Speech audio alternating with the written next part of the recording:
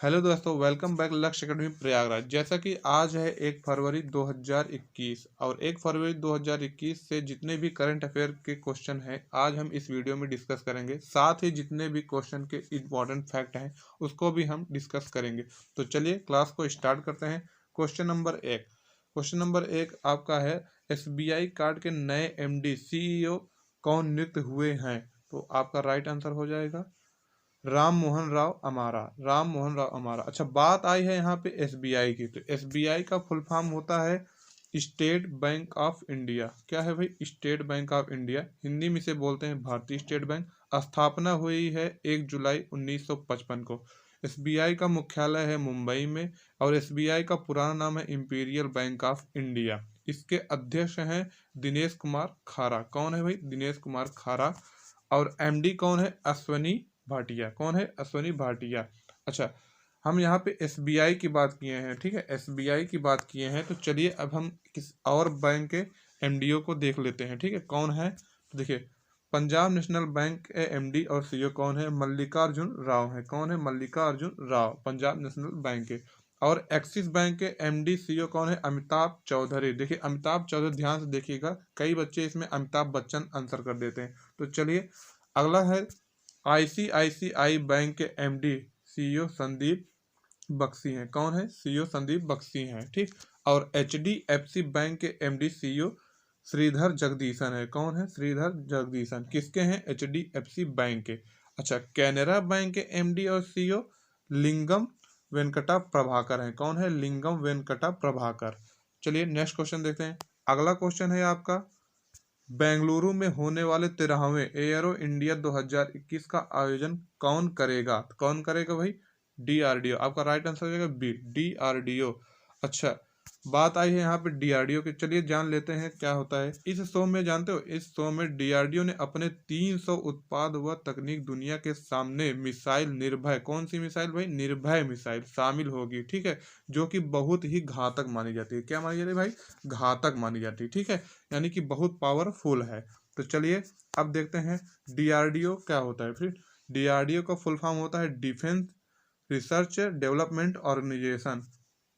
इसकी स्थापना हुई है 1958 में और इसे हिंदी में बोलते हैं रक्षा अनुसंधान एवं विकास संगठन। क्या बोलते हैं? रक्षा अनुसंधान विकास संगठन। किसको बोलते हैं? DRDO को, हिंदी में, ठीक है। इसकी स्थापना हुई थी 1958 में और मुख्यालय है नई दिल्ली में और अध्यक्ष है सतीश रेड्डी। कौन है? सतीश रेड्डी।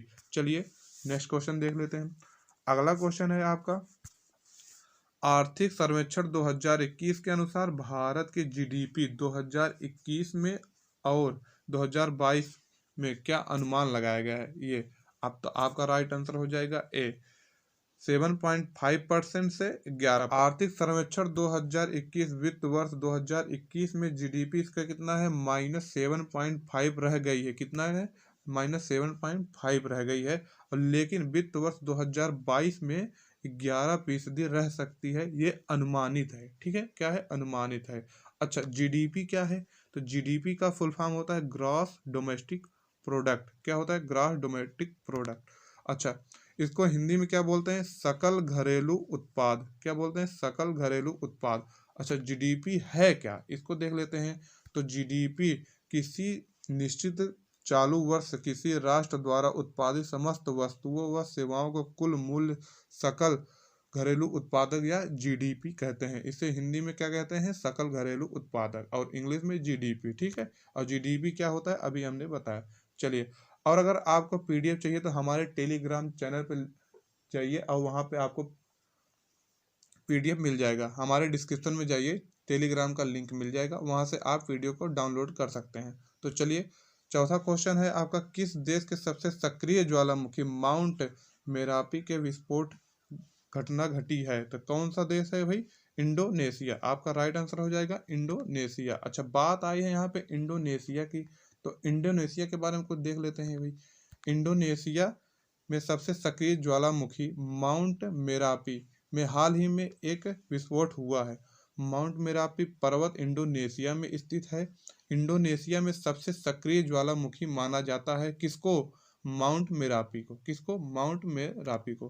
अच्छा, बात आई है यहाँ पे इंडोनेशिया की। इंडोनेशिया एशिया महाद्वीप में स्थित है। कहाँ पे? एशिया महाद्वीप में। इसकी राजधानी है जाकर्ता। मुद्रा है इंडोनेशियाई रुपया। राष्ट्रपति कौन है? Joko Widodo. कौन है? Joko Widodo. चलिए नेक्स्ट क्वेश्चन पे आते हैं। अगला क्वेश्चन आपका है, केंद्रीय मंत्री प्रकाश जावड़ेकर ने 2021 को भारत फ्रांस पर्यावरण वर्ष के रूप में लॉन्च किया है। वर्तमान में प्रकाश जावड़ेकर हमारे देश के क्या हैं?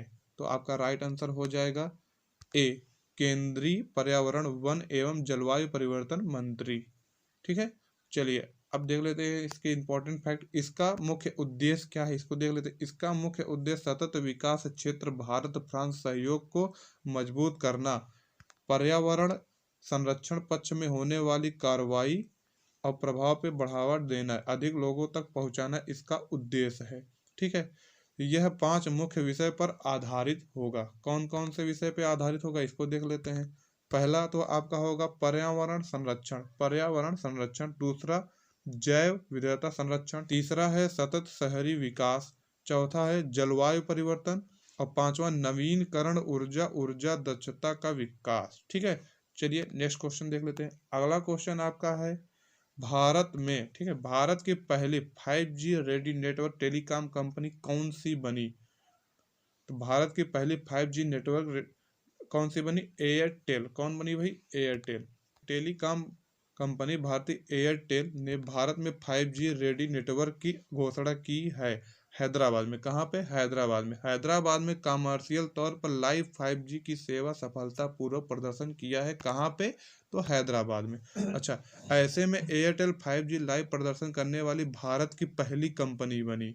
ठीक है, चलिए अच्छा बात आई है यहाँ पे एयरटेल। एयरटेल भारत की कंपनी है। एयरटेल की स्थापना 7 जुलाई 1995 को हुआ है। कब हुआ है? 7 जुलाई 1995 को। इसके अध्यक्ष है सुनील भारती मित्तल। इसके एमडी है गोपाल मित्तल। कौन है? गोपाल मित्तल। चलिए नेक्स्ट क्वेश्चन पे देखते हैं। अगला क्वेश्चन हमारा क्या है, किस राज्य के परिवहन निगम ने लाइब्रेरी को एक नाव पर लॉन्च किया गया है? आपका राइट आंसर हो जाएगा पश्चिम बंगाल। अच्छा बात आई यहाँ पे पश्चिम बंगाल की, तो चलिए देख लेते हैं।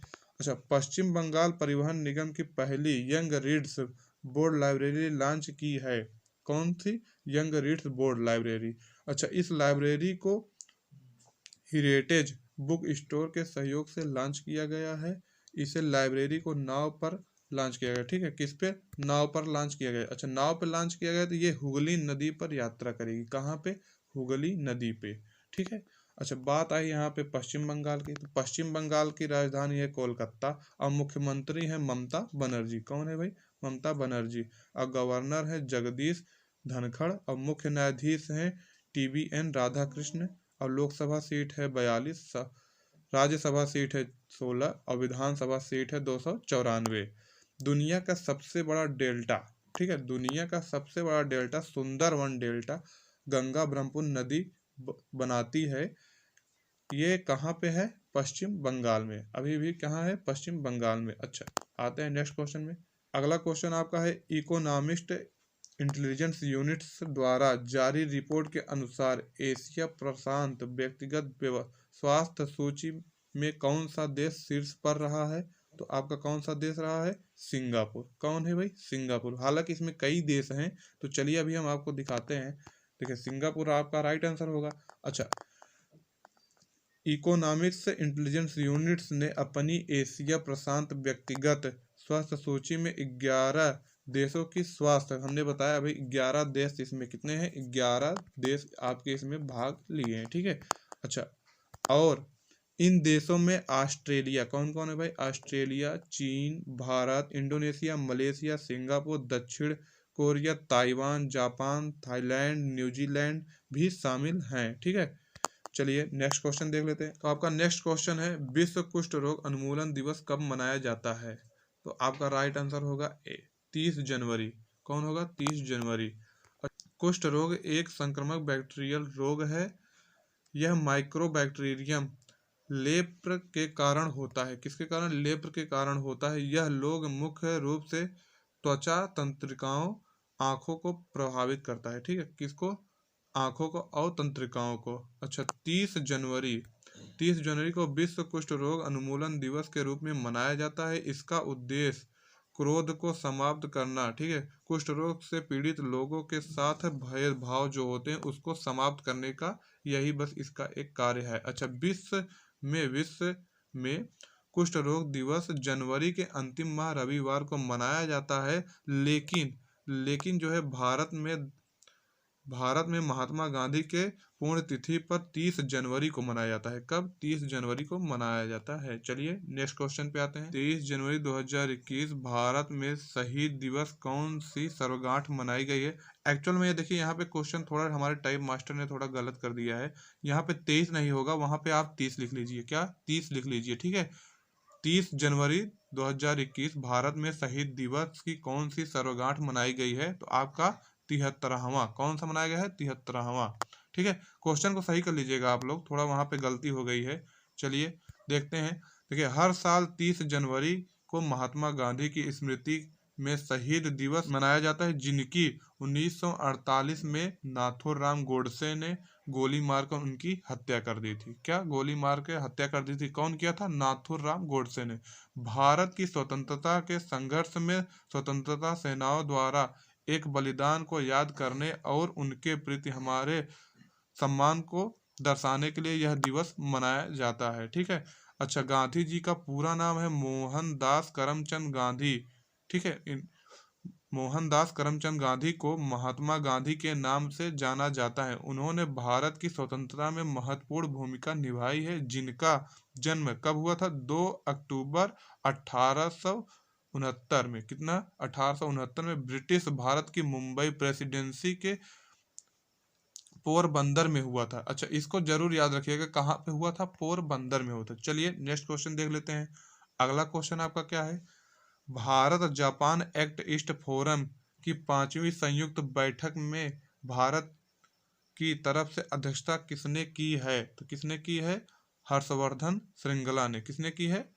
आपका राइट आंसर हो जाएगा हर्षवर्धन श्रृंगला। नेक्स्ट क्वेश्चन देख लेते हैं। अगला क्वेश्चन है, देश का पहला चमड़ा पार्क, ठीक है, देश का पहला चमड़ा पार्क राज्य में स्थापित किया गया है, तो कहाँ पे किया गया है? उत्तर प्रदेश में। आपका राइट आंसर हो जाएगा उत्तर प्रदेश में। अच्छा, बात आई है यहाँ पे चमड़ा पार्क की, ठीक है, तो चमड़ा पार्क देखिए, उत्तर प्रदेश सरकार कानपुर जिले में देश का पहला चमड़ा पार्क स्थापित किया गया है। कहाँ पे?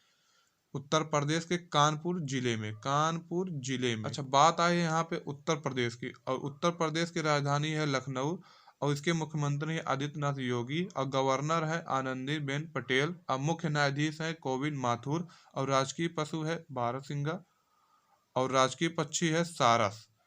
ये सब उत्तर प्रदेश के राजकीय पक्षी है सारस, और राजकीय वृक्ष है अशोक, और लोकसभा सीट है 31, और राज्यसभा सीट है 130, और विधानसभा सीट है 104। पड़ोसी देश है वो कौन है? नेपाल। उत्तर प्रदेश की सीमा 8 राज्य से लगती है, और कौन कौन सी है? तो चलिए हम आपको बता देते हैं कौन कौन सी है भाई। झारखंड, उत्तराखंड, हिमाचल प्रदेश, हरियाणा, राजस्थान, मध्य प्रदेश, छत्तीसगढ़, बिहार। अगर दिल्ली को मिला दिया जाए तो पड़ोसी देश टोटल 9 होंगे, लेकिन मुख्य रूप से कितने हैं? मुख्य रूप से हमारे 8 हैं। कितना है? 8। तो चलिए, अगर वीडियो आप लोगों को अच्छा लगा हो तो वीडियो को लाइक करिए और चैनल को सब्सक्राइब करें। जितने भी हमारे नए स्टूडेंट हैं वो चैनल को सब्सक्राइब जरूर कर लीजिए। जिसको पीडीएफ डाउनलोड करनी है वो हमारे टेलीग्राम चैनल को ज्वाइन कर ले, वहाँ से पीडीएफ को डाउनलोड कर ले। टेलीग्राम चैनल हमारे वीडियो के डिस्क्रिप्शन में मिल जाएगा। तो चलिए मिलते हैं नेक्स्ट वीडियो में, तब तक के लिए जय हिंद, टेक केयर।